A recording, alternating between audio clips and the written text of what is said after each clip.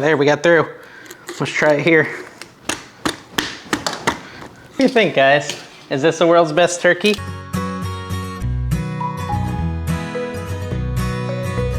Hey everyone, Dave here, and today we're making the world's best spatchcock Thanksgiving turkey, hopefully. At least that's the plan. Now, as always on this channel, I look up the world's best recipes, and for Thanksgiving this year, I wanted to find a spatchcock turkey. And if you don't know what that means, I'll show you in a minute, but it's a fast turkey. Now, kind of lucky, because I looked it up and I found this recipe on New York Times, and I may or may not show the recipe this time because New York Times wants me to pay for it, and that ain't happening. But maybe I'll take a screenshot on my phone because it pulls up on there, and I'll show you the recipe that way. But you don't need to pay either because we're gonna do it here, and if it's good, you can try it. But this is a cool thing. When I looked this up, it says that we can cook this turkey. Hold on, let me get the turkey. This turkey in 45 minutes, I don't buy it. But let's see. I've spatchcocked a turkey before and it does cook quicker, but I don't know why this is saying 45 minutes. That seems crazy to me. This is a huge turkey. Hopefully it's thawed. I bought it a couple days ago. It might still be frozen, which would be inconvenient, but I always enjoy a challenge. So let's break into this puppy and see what we got going. Hopefully it's not a frozen solid turkey, but we'll see. Okay, here we go. Now, it is not Thanksgiving yet for me, but Thanksgiving is coming, and my genius idea was, hey, why don't I make a bunch of world's best recipes?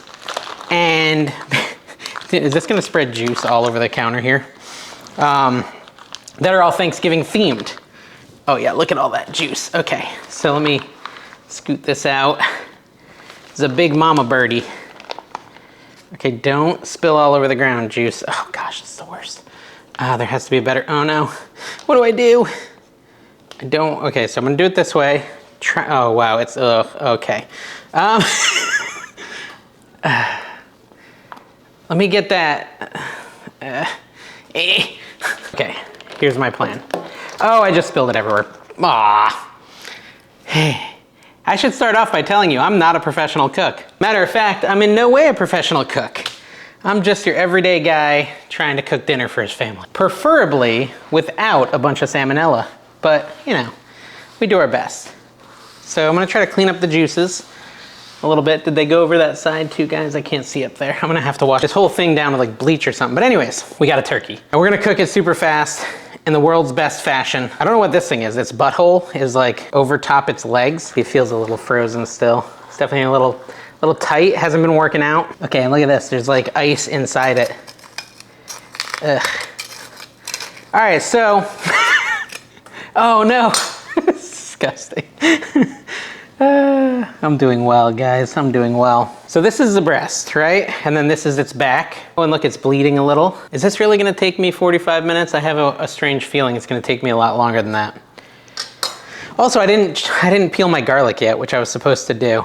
Okay, so what do you need for this recipe? A giant turkey, salt, pepper, olive oil, and garlic. So really basic. We're gonna flip her over and take a look at her the other way around. It's definitely a little frozen. Let me go, I'm gonna take her to the sink. I'm gonna rinse her a little bit, try to get the ice out, and I'll be right back. Back with this. Get the chickie on there, chick. Okay, so I think we've got less ice in the bird now. Let me put it back on the cutting board. I have cooked a few turkeys before. Doesn't mean I'm any less stressed. Now, one of the worst things I did when I cooked the turkey is I forgot to take all the gross stuff out of the middle. Ugh. Like this is the chicken neck, the turkey neck, disgusting. And then somewhere in here there should be a baggie of disgustingness. The gizzards, ugh. I can't help but be grossed out when I'm making a turkey. Ugh, there's ice. In there somewhere, there's probably a bag of gizzards. So my biggest mistake was the time I fried a turkey. Deep fried it. And when I deep fried it, I forgot to remove the bag inside. And so like, yeah, here it is, I found it. Hold on. There you go. This plastic bag is full, it looks like a dog poo bag. It's full of like the gizzards and stuff, which I don't even know what that is. Is that the thing that hangs off the neck? I don't know. For me though, it's not edible. For a lot of people, they love it. I'm just not one of those people. Oh gosh. But you know, the primary goal is just to get turkey everywhere, and I'm accomplishing it. Okay, so 40-minute turkey recipe. So the first thing this recipe says is to remove the backbone. So this is the backbone of the turkey. I have what are they called? poultry shears, I think. And the whole point of these is to cut into things that are made of bone, basically. They're supposed to cut through bone. And I'll tell you what, they're not the best, but they're okay. And so basically what I'm doing now is I'm literally cutting out the backbone of this bird. And it is about as fun as it looks. Am I like missing it? Why is it so hard? I mean, it's always hard, but it seems especially hard today. I did try to get a smaller turkey than this, but this was the only size they had, enormous. So we're going enormous bird today. This is gonna be the hardest part of the recipe. Phone a friend if you can't handle it. Okay, progress. Disgusting, you bet. They also have a boning knife, which would maybe work better than this, but I don't know, this is kind of working slowly but surely. Oh, there, we got through. Let's try it here.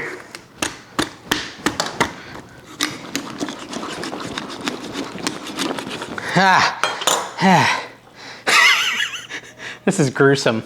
This is a gruesome job. Okay, so we got it halfway though. Now, I will say this, the bones are actually like really sharp, so be careful not to cut yourself on the bones. So this is like a slice down one half of the backbone. Now we're gonna slice the other half. You can kind of see the tail there. So right there is where we wanna cut it. There we go. And this whole piece has to come out. Now, what I'm doing right now, guys, is called spatchcock. That's the trick. Doing this is how you spatchcock your turkey. My mom says it's sacrilege because, you know, you're supposed to roast the turkey whole. But the reason I do this is because I've found that it cooks a much more even turkey, like it evenly cooks, and it's way faster. Hold on, I gotta dry up. You know, no one really enjoys, oh man, maybe I should have done something with, okay, so here's my first recommendation if you're trying this at home. Use some sort of a pan that has edges, because this thing is like juicing everywhere, it's disgusting. But yeah, there's two benefits. One, the turkey will cook way quicker. And two, it's gonna be way more even of a cook, I've found. And I've cooked both ways. I've cooked the 7 hours, whole roasted. I've cooked the spatchcock, I've fried them. I have cooked turkeys a bunch. Now, mind you, I've never had this much trouble cutting out a backbone. I think my scissors are dull, I'll be honest, because they're really struggling to get through here. Maybe I can sharpen them up. It's a few minutes later, and I've tried to sharpen up my, my cutting implement, and let's see if it works any better, but I don't know if it's gonna. This turkey is tough. There we go. We just gotta not be scared of it. And we're almost done. All right, we did it, guys. We did it. We got the backbone out. This is gonna be the hardest step of this whole process, but the reward is gonna be a really fast and evenly cooked turkey. Now that's the part of the video where I'm supposed to say, oh, you can use this for a broth or a gravy or you could just be lazy like me and throw it out. So, what is this thing? Is that the turkey's butthole? Did I cut that? I think I need to cut that. I don't know what it is, but it's gross. You didn't think you were gonna be watching a horror movie, but here you are. We're almost done. We're almost done, I swear. Okay, so now that we have it cut in half, we're gonna move on to the next step of spatchcocking your turkey. So, and that is to flip it over. So we're flipping this bird over, and our goal here is to kind of spread out its wings without cutting ourselves on its bones. And that may mean, you know, breaking it a little. Ah, man, this bird is huge. Hold on. Ah. I've never done one this big, so. I'm trying not to cut my hands on its bones, which we've all broken here. Let's flip it back over. There's still a piece of flesh like attached back here, and we need to spread this puppy out, so I'm gonna cut that away. There we go. Okay, so dry it off a little.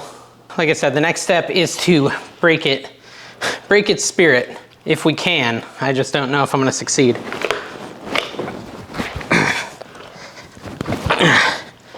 That's pretty much there. There we go. I broke its heart, guys. Got it. I'm gonna dry it off a little bit from that water bath I gave it. Okay, so there we go. I know it's disturbing looking, but this is basically what a spatchcocked turkey will look like.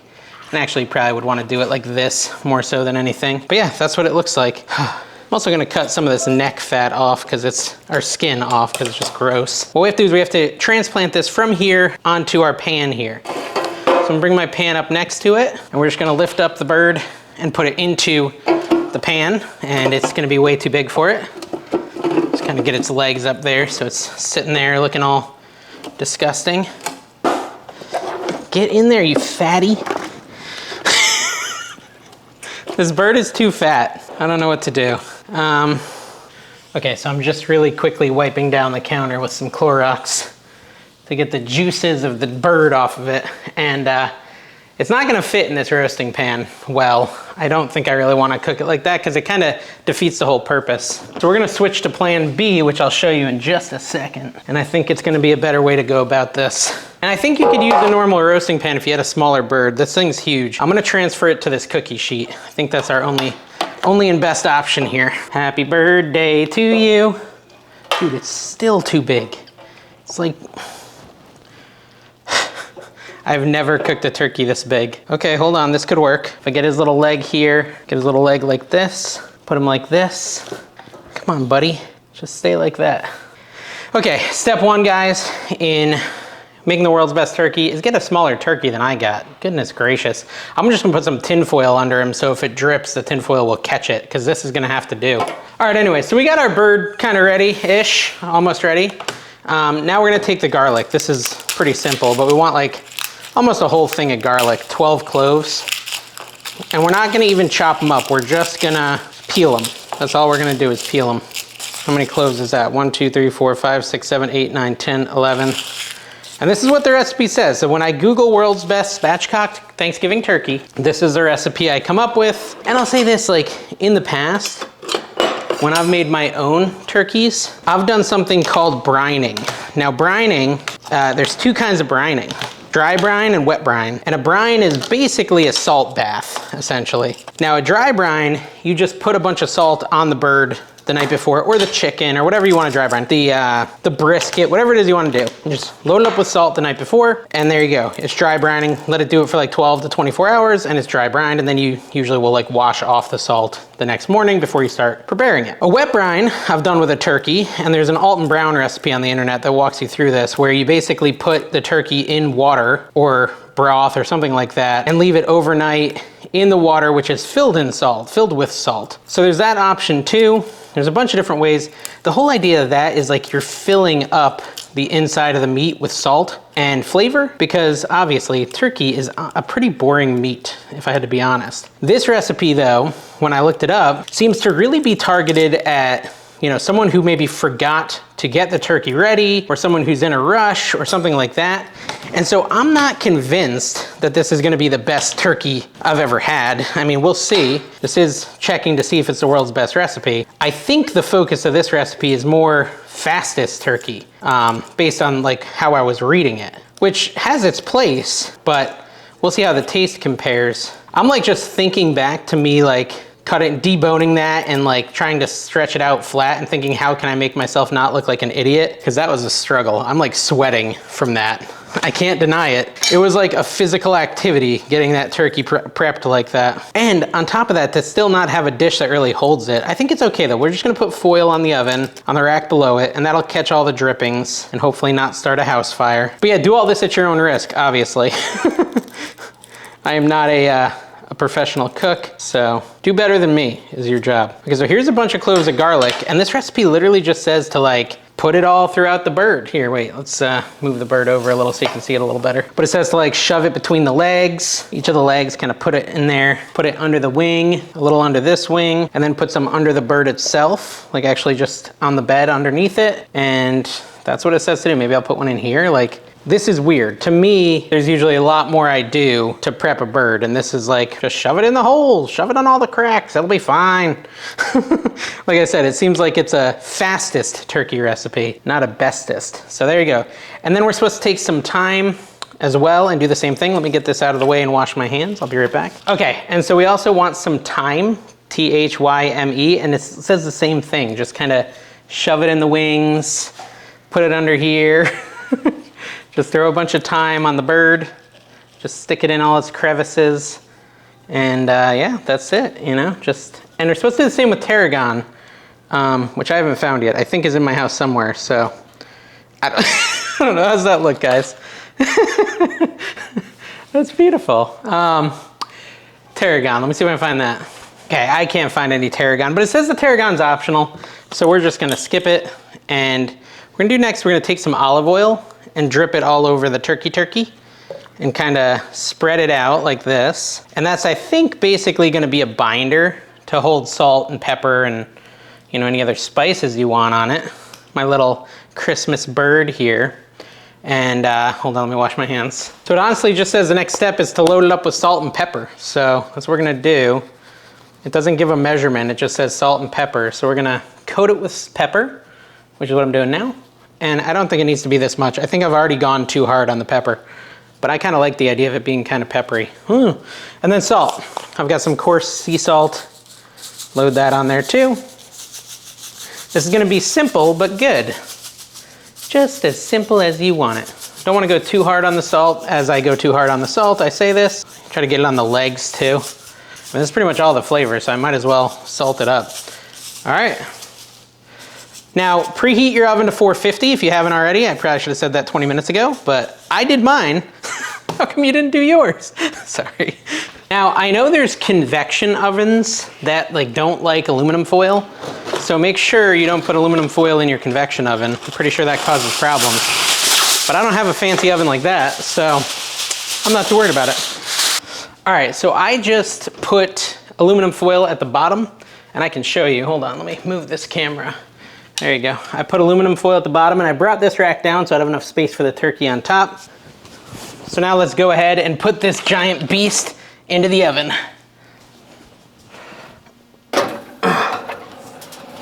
Beautiful.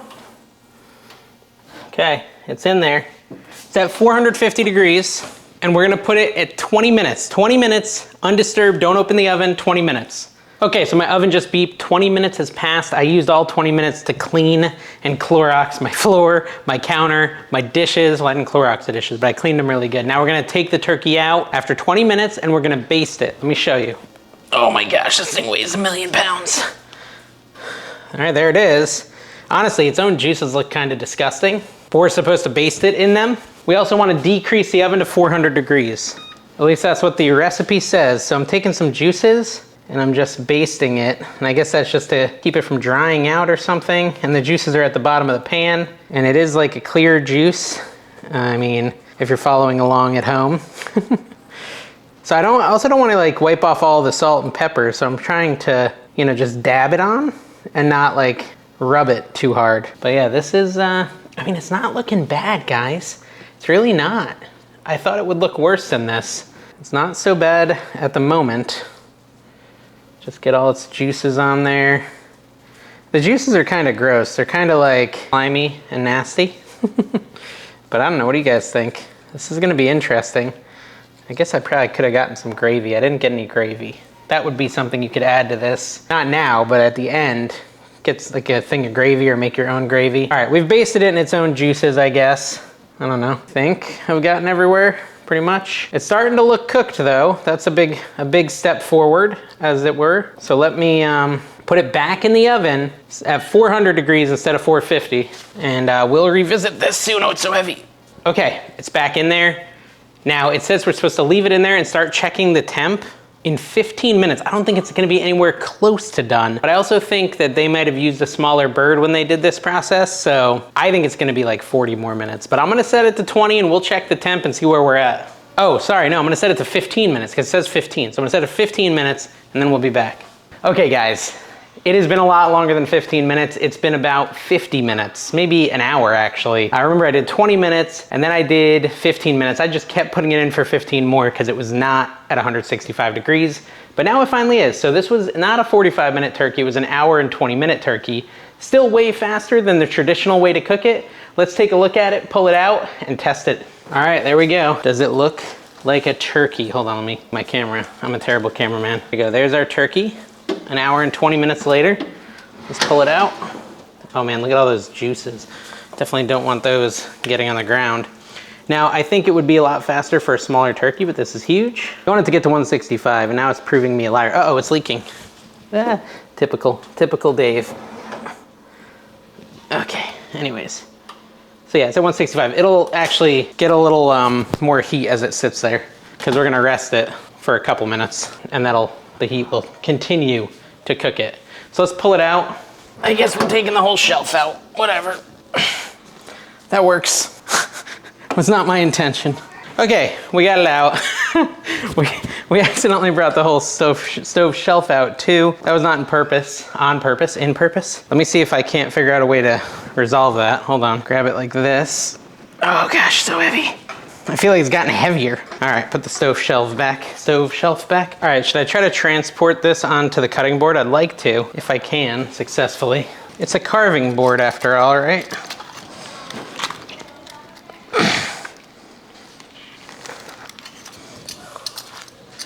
There we go. Thing of beauty, kinda, sorta.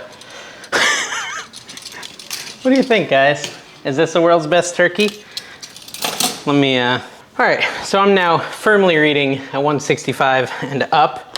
So let's try a bite and see if this really is the world's best turkey. I should get fancy and use like a carving knife, but not gonna. We're just gonna cut a little piece out of it and see if it looks like a cooked turkey. Looks pretty good, looks tender. Wait, I want a little bit of that skin. Looks nice and crispy. So there you go, there's the turkey going in.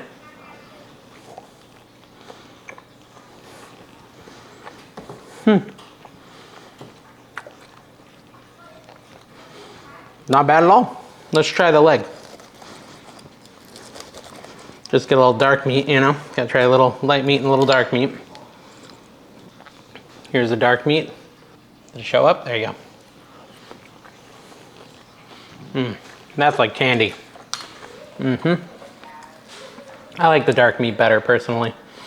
This turkey's done, guys. It's done, and it's pretty darn good. Is it the world's best turkey? No. I don't think it's the world's best turkey, only because I like my turkey to have a little more going on. But I would say it's just as good as like a fried turkey or something like that. I'd like a little bit more range of flavors, but it's delicious, and you can do it in an hour and 20 minutes for a ginormous bird, and about 45 minutes for a small bird, and it's an amazing turkey, so I'm calling it a success. I hope you like this video. Make sure you subscribe and turn on notifications, because I'm gonna be making the world's best stuffing, world's best sweet potatoes, and a bunch of other great things coming up here soon. Thanks for watching. We'll see you next time.